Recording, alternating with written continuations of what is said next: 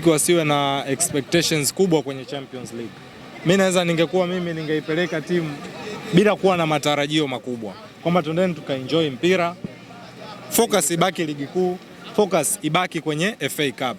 Kwa sasa hivi kwa hali ilivyo, ukitazama Champions League ilivyo, ukitazama kikosi cha Simba kilivyo, odds are against Simba Sports Club. Unaona kabisa nafasi ni ngumu, nafasi ni finyu. Kwa lazima utafute namna ya kuona namna gani ya kuzungumza na wachezaji. Namna pekee ni kuwatoa pressure, kwamba no pressure, shusheni pressure, chezeni mechi ya mpira wa miguu, kitakachotokea kitatokea. Lakini focus yetu sisi turejeshe katika local league, tuamini kwamba tunatakiwa tubebe kitu. Lakini mimi naamini Simba atapata alama. Atapata alama dhidi ya Esperance, atapata alama dhidi ya Stade Malien, lakini kuqualify kwenda hatua inayofuata ni kitu kigumu, kwa sababu msimamo wa kundi ulivyo na mechi 3 za mwanzo imemess up kwa asilimia kubwa sana. Umezungumzia pia kwa upande wa local league, kwa upande wa Simba ili kuweza kuchukua ubingwa msimu huu, pia kwa mwenendo wake kupoteza michezo miwili kwa kutoka draw pamoja na kufungwa na Azam, itamhitaji mpinzani wao Yanga kuweza kuwa mbovu ili yeye kuweza kupata ubingwa msimu huu. Na unadhani itaweza kuwa rahisi? Watu wengi wanasahau ili Simba awe bingwa anatakiwa amfunge Yanga. Hata msimu uliopita kama mnakumbuka, alipoteza ubingwa mbele ya Yanga. Hata msimu nyuma alichukua alama 6 Yanga kama sikosei. Maana yake ni nini? If you need to be a champion kwenye hii Premier League, beat your fellow. Mpige Yanga au Yanga mfunge Simba. Ndio hesabu zake mara zote Yanga amekuwa akizipigia hapo.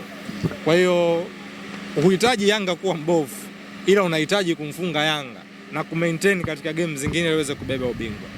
Yanga kinachowabeba ni kwamba amekuwa na uwezo wa kukusanya alama nyingi katika hizi big games. Ana uwezo wa kuchukua alama, uhakika wa alama 3 kati ya 6 kwa Simba, 3 kati ya 6 kwa Azam, 3 kati ya 6 kwa Singida.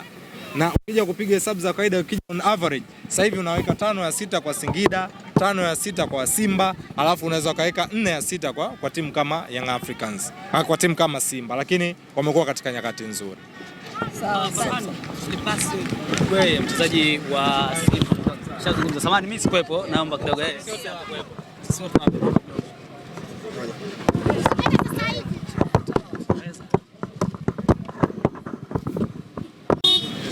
Okay, tumzungumzie Libasi Gwe, kiwango chake kwenye mchezo wake wa pili dhidi ya kwa maana akiwa anatumikia Simba. Mechi ya kwanza ya ugenini ingawaje kupoteza goli 1-0, lakini alionyesha kiwango kizuri. Leo pia anacheza pata goli lake akiwa ndani ya Simba. Ishara gani, mchezaji wa namna gani Libasi Gwe? A good player, mchezaji mzuri ambaye anaweza akafanya mazuri ndani ya klabu ya soka ya Simba. A direct player, winga mzuri, amefanya kazi kubwa sana. Ndo aina wachezaji ambao wanahitajika katika klabu kama Simba. Class yake kutoka Senegal, amecheza CHAN, profile kubwa dhidi ya timu ambayo inapenda kuweka mpira chini. It's a good game, proper game kabisa kutoka kwake. Ingizo lingine kwa leo ni Aura. Kwanza tunakiwa bado ni mgeni, hata nadhani hata mazoezini bado hajazoeana na wachezaji, lakini naye kuonyesha kiwango. Unaonaje pia performance yake? Mpira ni kama baskeli tu. Ukijua umejua. Na kuna lugha ya mpira, lakini kitu kinachonivutia kwake ni simplicity. Anacheza mpira rahisi sana, wa kuvutia sana, mwepesi sana. Ni kama machine. Machine kazi yake ni kusimplify work, kurahisisha kazi. Ndio kitu ambacho alikuwa anafanya. Anarahisisha, analainisha, ana move, anafunga. Kwangu mimi anatengeneza pasi ambazo zina mazingira mtu kuweza kufunga, ana unlock defense ya mpinzani. He's a good player na ana kazi kubwa ya kufanya, lakini kwangu mimi nahitaji mechi 2-3 nianze kumweka katika daraja fulani la mawinga. Ni kama tuzungumzie kwamba dirisha dogo mnyama Simba ameweka umakini zaidi kwenye usajili wake. Wote waliokuja dirisha dogo wana deliver.